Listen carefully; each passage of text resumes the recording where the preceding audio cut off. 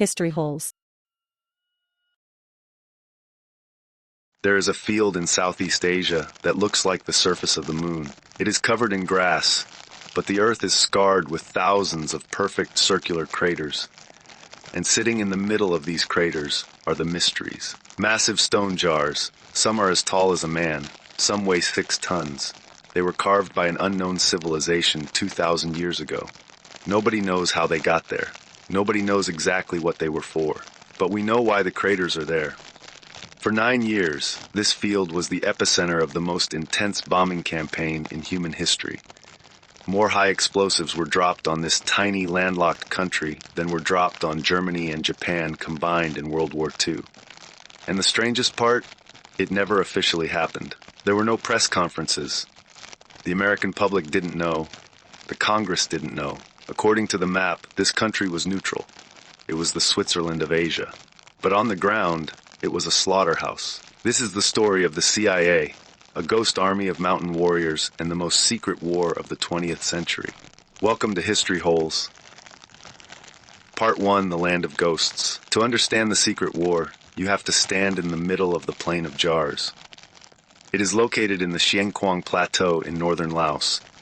It is beautiful, cooler than the jungle lowlands, with rolling green hills and jagged limestone mountains, called karsts, poking out of the mist like dragon's teeth. Scattered across these hills are thousands of these ancient megalithic jars. Archaeologists think they were urns for the dead, but the locals have a different legend. They say giants once lived here, and these were the cups they used to drink rice wine to celebrate a great victory. But if you walk through the plain today, you have to be careful where you step.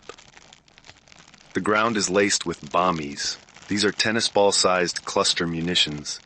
The Americans dropped 270 million of them. 80 million didn't explode.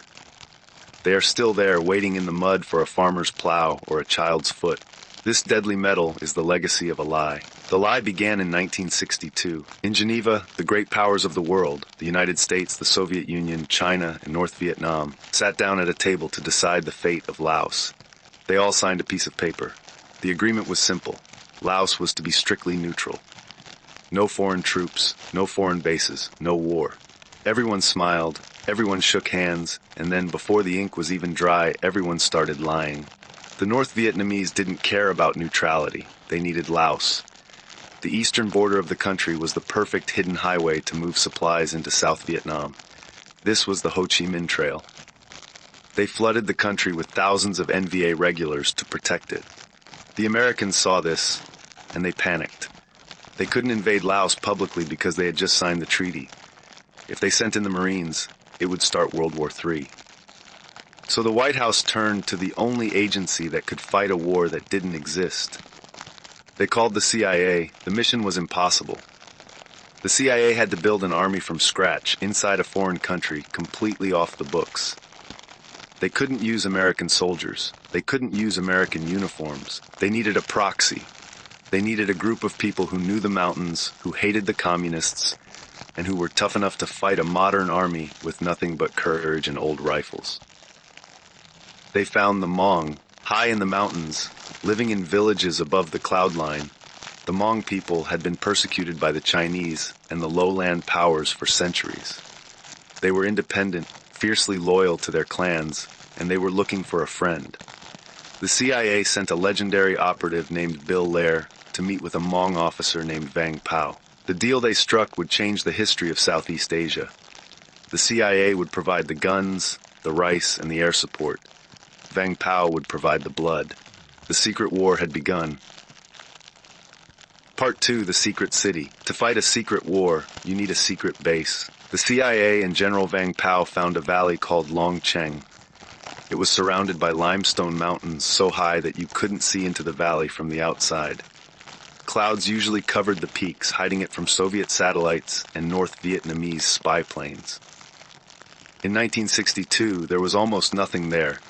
Just a dirt airstrip and a few Hmong houses. By 1968, Long Cheng was the second largest city in Laos. It had a population of 40,000 people.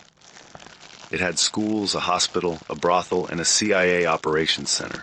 But if you looked at an official map of Laos from that year, Longcheng did not exist. It was a blank white space. The pilots called it Lima Site 20A. And for a few years, this secret runway in the middle of nowhere was one of the busiest airports in the world. The atmosphere at Longcheng was surreal. It was a collision of the Stone Age and the Space Age. On one side of the runway, you had Hmong soldiers sacrificing chickens and pigs to the spirits for protection. On the other side, you had CIA case officers in denim jeans and Ray-Bans coordinating airstrikes with multi-million-dollar Phantom jets. The lifeline of this entire operation was an airline that officially was a private civilian company.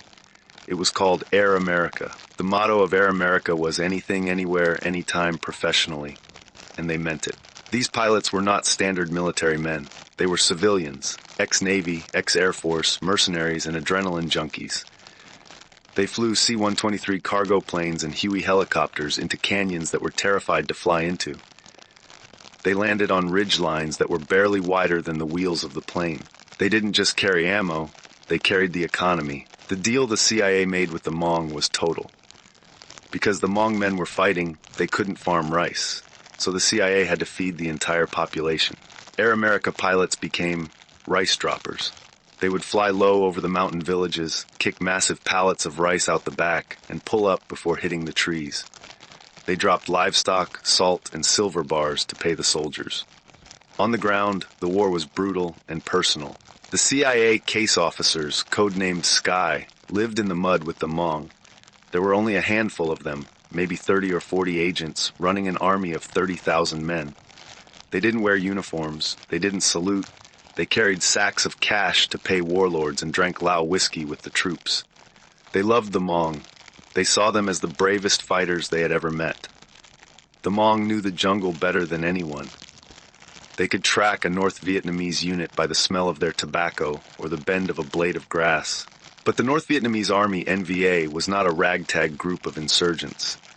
They were a professional mechanized army backed by the Soviet Union. They had tanks, heavy artillery, and anti-aircraft guns. As the 1960s came to an end, the NVA began to push west. They wanted to crush Vang Pao and take Longcheng. The skirmishes turned into massive set-piece battles. The CIA realized that courage and old rifles weren't going to be enough. If they wanted to save their secret city, they had to escalate.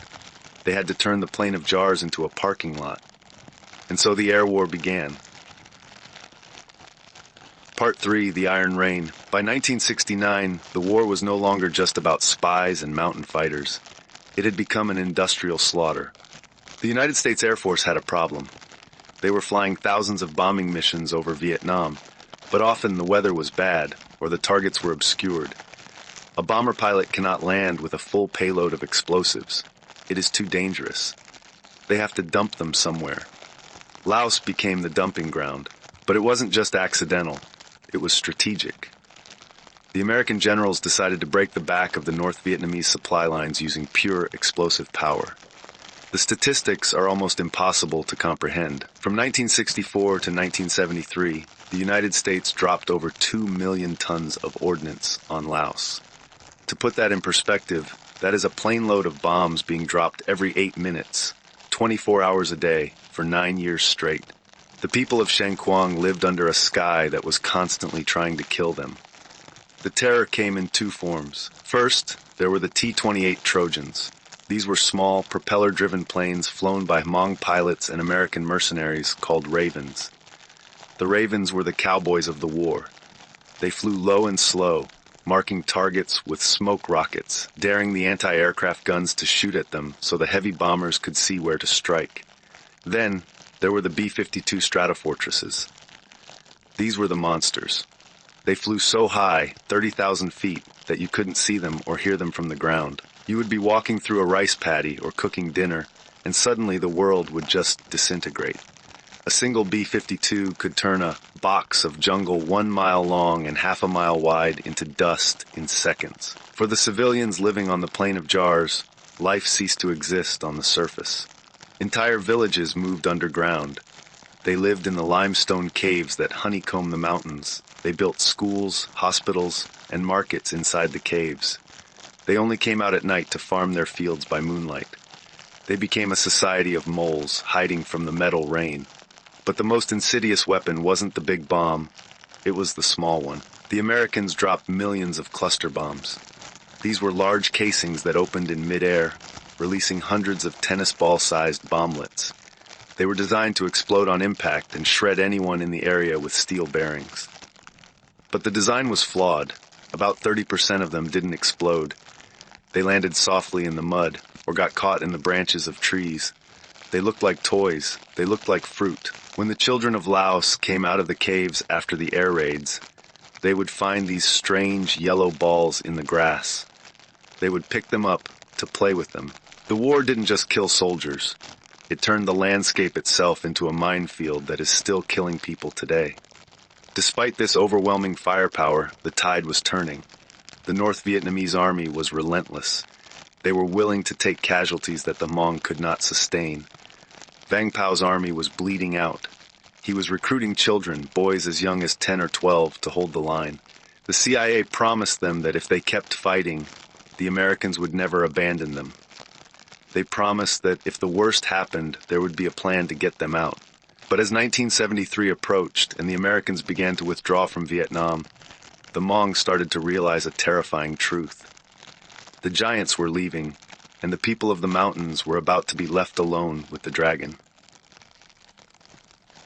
Part 4, The Betrayal. In January 1973, the radio crackled in the CIA station at Long Cheng. The news came from Paris. The United States and North Vietnam had signed a peace treaty. The Vietnam War was officially over. For the Americans, it meant going home. For the Hmong, it meant the end of the world.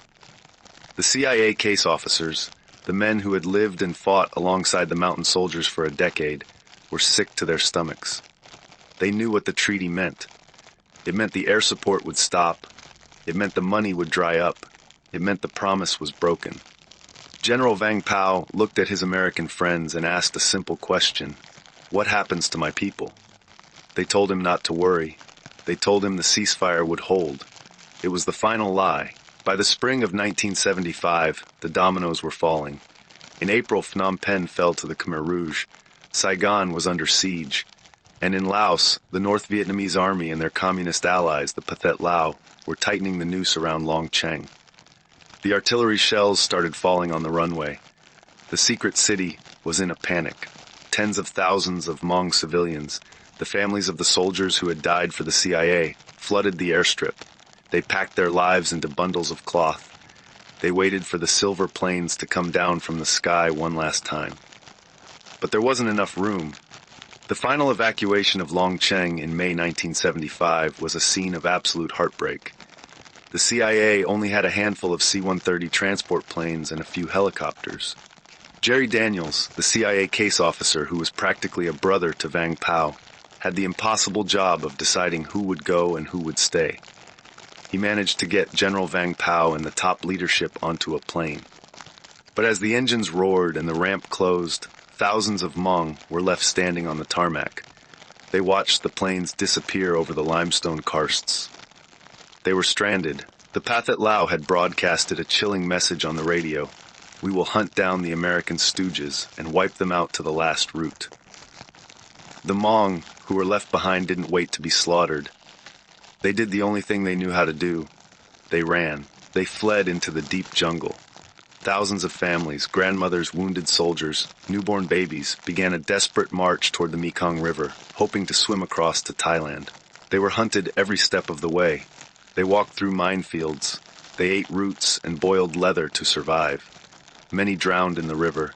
Many were shot by communist patrols. The secret war was over. The Americans had gone home to mow their lawns and watch television. But in the mountains of Laos, the war didn't end in 1975. For the Hmong resistance fighters who stayed behind, the war continued in the shadows for decades. They were the ghosts of the Cold War, fighting a battle that the world had already forgotten. And today, if you visit the Plain of Jars, the grass has grown back.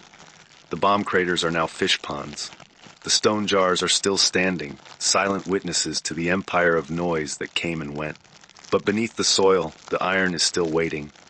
And in the United States, in places like Minnesota and California, the old men still dream of the green mountains and the day the sky fell down. I I thank you very much for joining us on this journey into the dark. I hope to see you in the next one.